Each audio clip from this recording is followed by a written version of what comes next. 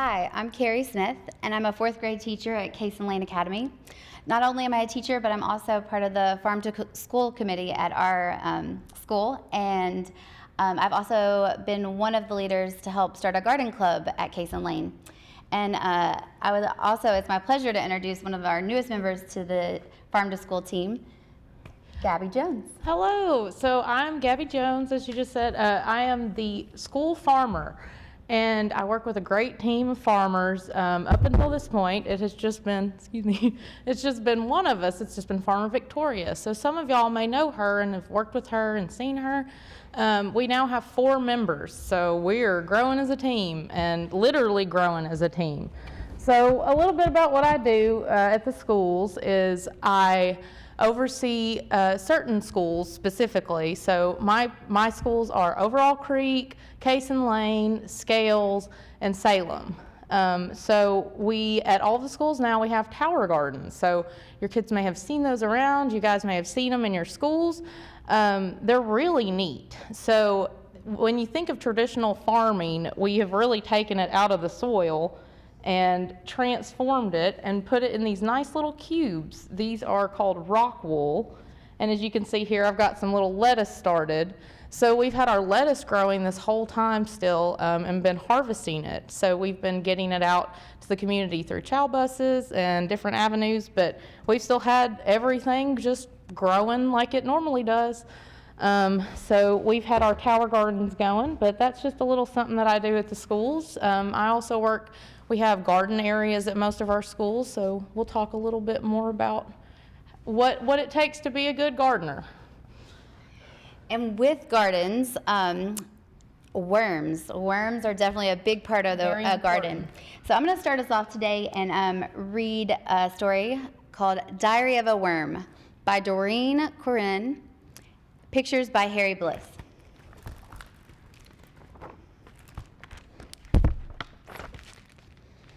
All right, so here's our first slide. March 20th. Mom says there are 3 things I should always remember. The earth gives us everything we need. When we dig tunnels, we help take care of the earth.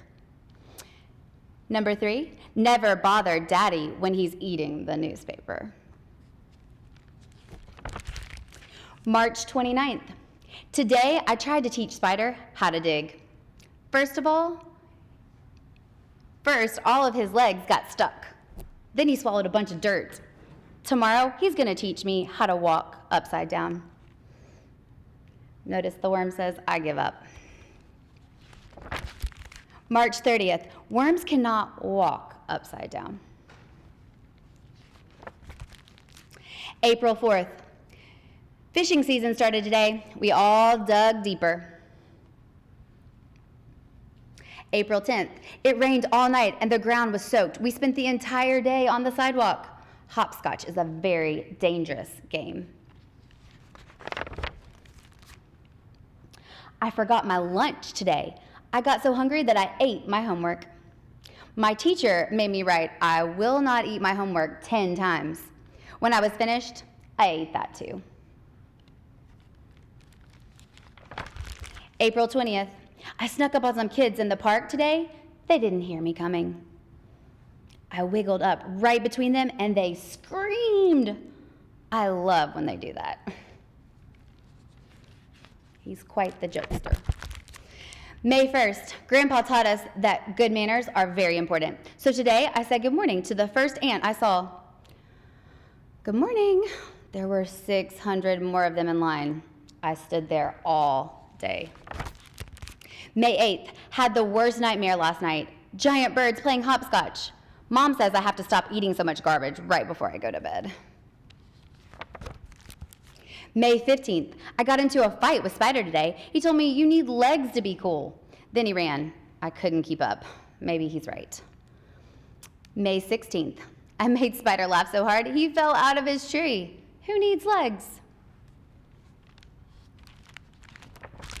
May 28th, last night I went to the school dance. You put your head in, you put your head out, you do the hokey pokey and you turn yourself about. That's all we could do. June 5th, today we made macaroni necklaces in art class. I brought mine home and we ate it for dinner. His dad says, "You're very talented." June 15th, my older sister thinks she's so pretty. I told her that no matter how much time she spends looking in the mirror, her face will always look just like her rear end. Spider thought that was really funny. Mom did not. July 4th, when I grow up, I want to be a Secret Service agent. Spider says I will have to be very careful because the president might step on me by mistake. It's a dangerous job, I told him, but someone's got to do it. July 28th, 3 things I don't like about being a worm. 1, I can't chew gum. 2, I can't have a dog. And 3, all that homework. July 29th, 3 good things about being a worm. 1, I never have to go to the dentist. 2, I never get in trouble for tracking mud through the house. And 3, I never have to take a bath. His mom says, "Who's my grubby little boy?" August 1st, it's not always easy being a worm. We're very small, and sometimes people forget that we're even here. But like Mom always says, the earth never forgets we're here. I hope you enjoyed that book. I love this book too because he journals, and journaling is like a big thing when it comes to science. And I really encourage my class, and I know so many of you across Murfreesboro City Schools have been journaling in your science journals this year, and I would encourage you to keep that up at home. And we're going to talk to you a little bit about how you maybe can even start your own worm garden. But first we're going to get into why it's important that we have these worms. So worms are, okay, well, when we think of growing plants, there are a lot of things that plants need. Now, soil is one of the most important things in your garden. It is where it's your literal bed for all your plants. So you need to make sure that it's the best it can be so it can grow the healthiest food for you. Now, worms play a huge part in that. We all need them as part of our little ecosystem. We all have our little biome with our gardens, and everything plays its part. So the worms are a huge part of that. They help to decompose the soil and to make available nitrogen for the plants. Now, what does that mean? So all of our soil has macronutrients, it's a big word, macronutrients that our plants absorb through the soil. They get their food. That's what they need, their food from the soil. So worms actually improve the quality of the soil by eating it, by decomposing, by eating the little scraps of organic material. And when it's passed through the worm, they have a complete gut. We'll talk about that here in a minute. But they're very complex little creatures, and they actually improve the soil quality around them just by living in the soil and doing what they do every day, by eating organic material and letting it pass through their little bodies. And it helps, they have proven actually that soils that have heavy worm activity have 11 times more phosphorus in the soil. So like I said, we have our macronutrients. So what are those? Those are nitrogen, phosphorus, and calcium. NPK, those are the 3 main ones that plants need to grow. And so I said earlier that the worms help with the phosphorus content. Now what does that exactly mean? When plants grow, they have certain nutrients that trigger certain things. Phosphorus triggers blooming and blooms. So why is that important? Well, think about most of the vegetables we eat. Where do they come from? And the fruits, they come from a flower. They come from a bloom. So if the phosphorus quality is higher and better, then your plants are going to be able to produce more. So it's all a nice little circle, how it all feeds into each other. And when the plants actually decay, they're good for the worms as well. The worms love to eat anything decaying, any organic material that you can put into the soil that you will make happy worms. So that is very important to have a good base for your garden, for sure. Do you want to click any of those? Oh, sure. So if you don't have worms, if you don't have, if you're planting the same thing over and over, our soils can become depleted. I think we have it. Yeah. Yes, here we go. So it's definitely something that you need to be aware of. So if you're planting the same things over and over in your garden spot, it's just not so good for the soil. Think about it. It's using the same nutrients constantly, and there are some plants that are heavy, they call them heavy feeders. They use a lot of nutrients. And so if you're using one type of plant that's using all of one type of nutrient, you're going to have a very unbalanced soil. So you always want to rotate. So planting the same thing in the same place over and over again is really not good for your soil. And we can talk a little bit more about families here in just a minute and how to rotate them. Deep tilling is actually not the best thing for your garden. You do want to till and you want to get your weeds out, but if you're really tilling so deep every time, you're disturbing the biome of the soil and you're disturbing the worm's habitat. You're disturbing the tunnels that they've been digging, which have aerated your soil, allowing the plants to get more oxygen or more water. So you don't ever want to over-till. You also will lose a lot of your soil that way if there's large rainstorms. It can wash out quite a bit.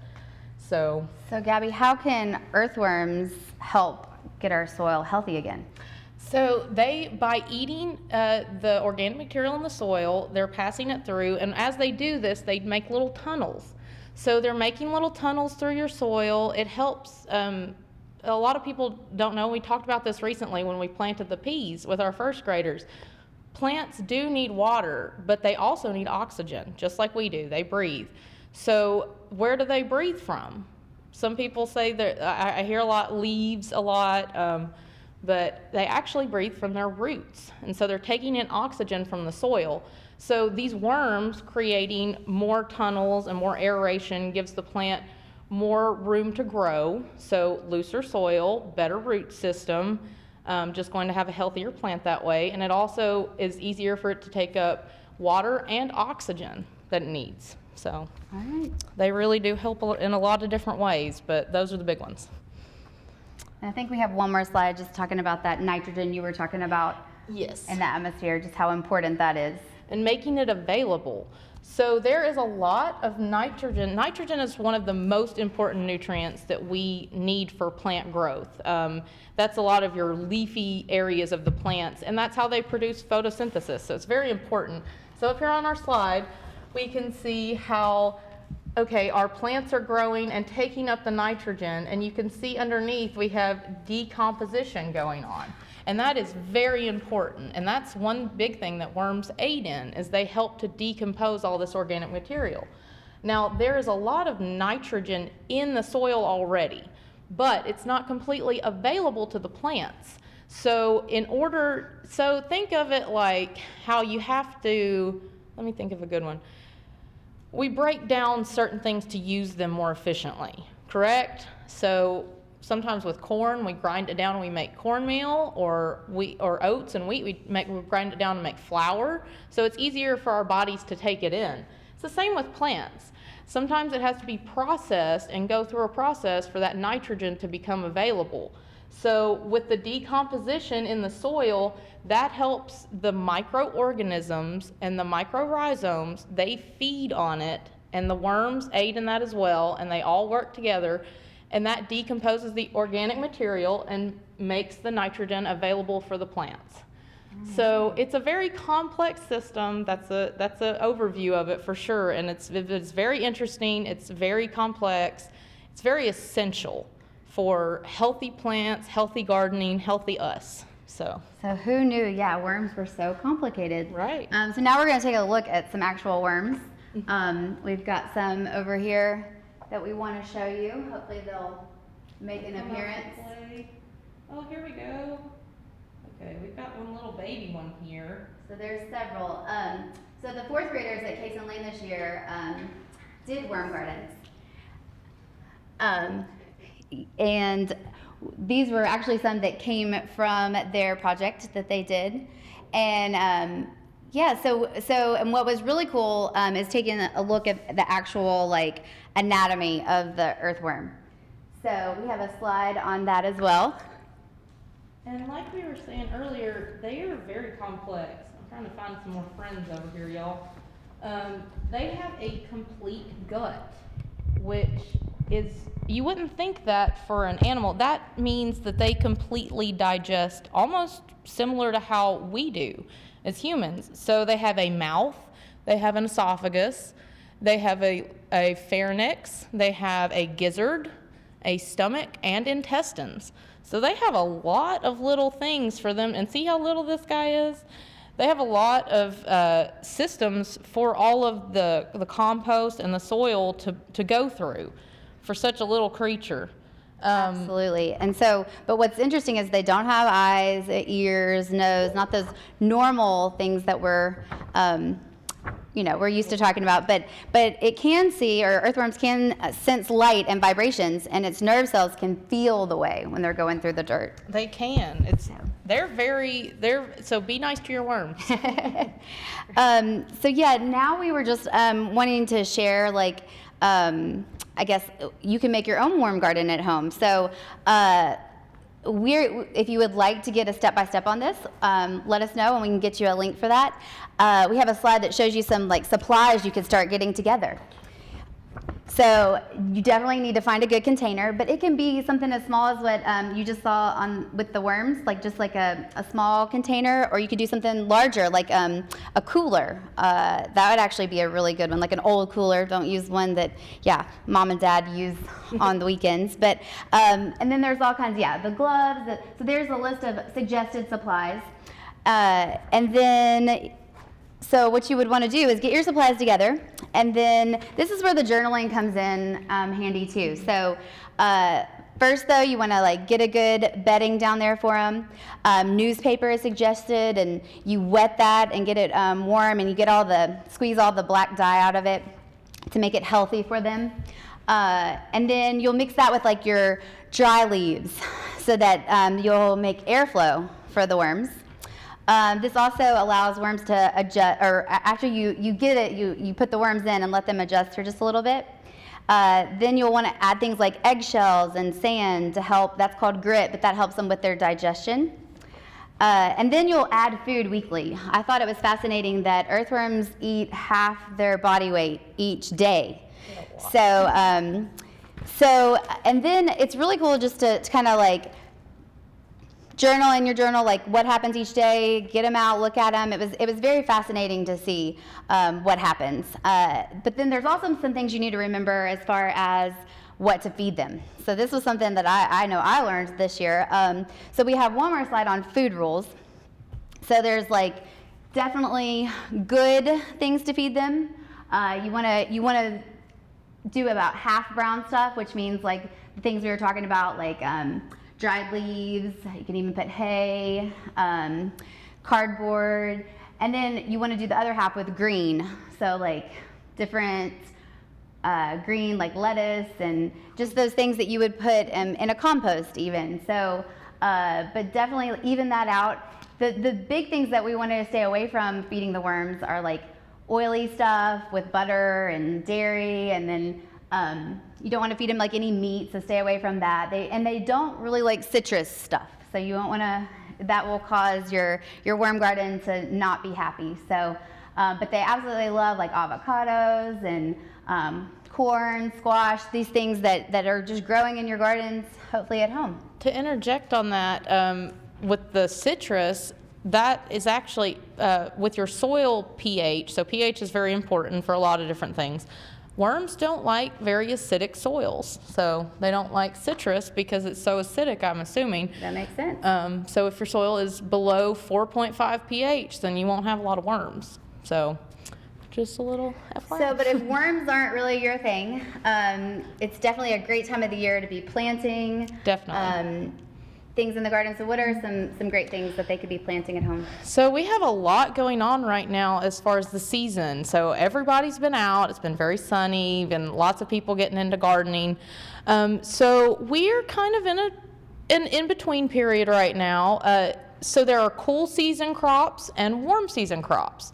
Now, cool season crops are crops that need that lower temperature at night and that lower temperature to germinate. So a lot of things like lettuces and kale and any kind of leafy green these are great to grow right now. They don't like it too hot, and so they'll get wilty in the heat. So right now is really a perfect time to be growing them, and they have such a short from germination to maturity. You can grow several rounds of them if you want before it really gets into the summer heat.